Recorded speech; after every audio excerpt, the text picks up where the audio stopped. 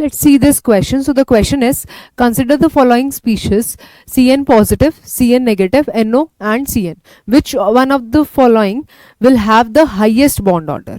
यानी कि ये यहाँ पे हमें 4 स्पीशीज दिए हुए हैं और हमको पूछा है कि कौन से स्पीशीज का जो बॉन्ड ऑर्डर होगा वो हाईएस्ट होगा. तो सबसे पहले जो की कॉन्सेप्ट है इस क्वेश्चन में वो है मॉलिक्यूलर ऑर्बिटल थ्योरी.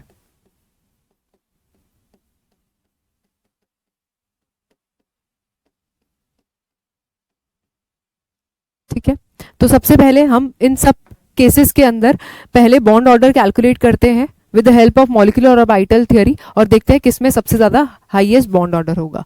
तो सबसे पहले NO की बात आती है. तो नाइट्रोजन के अंदर 7 इलेक्ट्रॉन्स हैं, ऑक्सीजन के अंदर 8 इलेक्ट्रॉन्स हैं. तो यहाँ पे जो टोटल नंबर ऑफ इलेक्ट्रॉन्स आ गए वो 15 इलेक्ट्रॉन्स हो गए.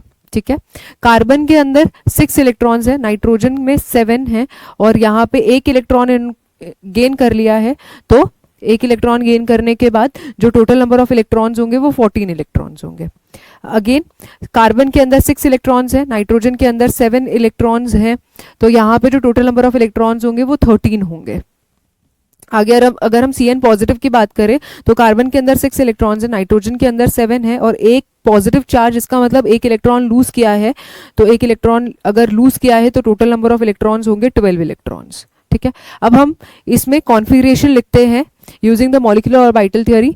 तो सबसे पहले इसका कॉन्फ़िगरेशन अगर हम लिखेंगे तो कॉन्फ़िगरेशन होगा sigma 1s2, sigma anti bonding 1s2, sigma 2s2, sigma anti bonding 2s2.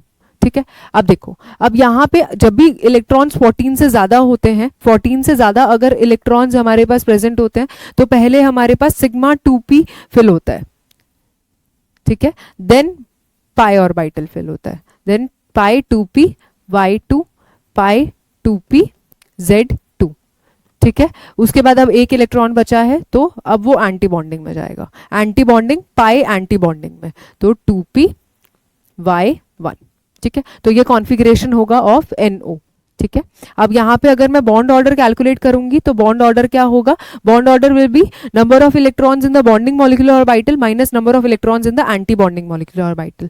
तो बॉन्डिंग मॉलिक्यूलर ऑर्बिटल में इलेक्ट्रॉन्स अगर मैं देखूं तो 2, 4, देन 6, 8, 10. तो 10 इलेक्ट्रॉन्स हैं in the bonding molecular orbital और अगर एंटी बॉन्डिंग में चेक करें तो 2, देन 4, देन 5. ठीक है, तो 5 इलेक्ट्रॉन्स हैं इन द एंटी बॉन्डिंग. तो जो बॉन्ड ऑर्डर आएगा वो आएगा 5/2 यानी कि 2.5. क्लियर? नेक्स्ट क्वेश्चन, नेक्स्ट में अगर हम देखें Cn नेगेटिव में, तो Cn नेगेटिव में 14 इलेक्ट्रॉन्स का फिलिंग करना है. तो यहाँ पे जो कॉन्फ़िगरेशन होगा वो होगा sigma 1s2, sigma anti bonding 1s2, sigma 2s2, sigma anti bonding 2s2. ठीक है, उसके बाद अब अगर इलेक्ट्रॉन्स 14 हो या 14 से कम हो तो हमारे पास पहले पाई ऑर्बिटल की फिलिंग होती है. तो पहले भरेगा 2px2, then pi 2p y2, then sigma 2p z2. ठीक है, तो यहाँ पे 14 इलेक्ट्रॉन्स की फिलिंग हो चुकी है और बॉन्ड ऑर्डर अगर मैं निकालूंगी तो 1 2 3 4 5 6 7 8 9 10, 10 माइनस 1 2 3 4, एंटी बॉन्डिंग में 4. तो यहाँ पे जो बॉन्ड ऑर्डर आएगा वो आएगा 2, वो आएगा 3. तो यहाँ पे बॉन्ड ऑर्डर कितना आया? 3. ठीक है, अब Cn के अंदर अगर हम देखें तो Cn के अंदर 13 इलेक्ट्रॉन्स है. 13 इलेक्ट्रॉन्स मतलब एक इलेक्ट्रॉन यहाँ से रिमूव हो जाएगा, मतलब बॉन्डिंग मॉलिक्यूलर ऑर्बिटल से रिमूव हो जाएगा. तो बॉन्ड ऑर्डर कितना होगा? 9 माइनस एंटी बॉन्डिंग में उतने ही इलेक्ट्रॉन्स है. तो यहाँ पे जो बॉन्ड ऑर्डर होगा वो अगेन 2.5 आएगा. ठीक है, अब अगर मैं बात करती हूँ Cn पॉजिटिव तो यहाँ पे 12 इलेक्ट्रॉन्स हैं, इसका मतलब 2 इलेक्ट्रॉन्स कहाँ से जाएंगे? बॉन्डिंग मॉलिक्यूलर ऑर्बिटल से जाएंगे. तो जो बॉन्ड ऑर्डर होगा वो होगा 8 minus 4/2, that is 4/2 which is 2.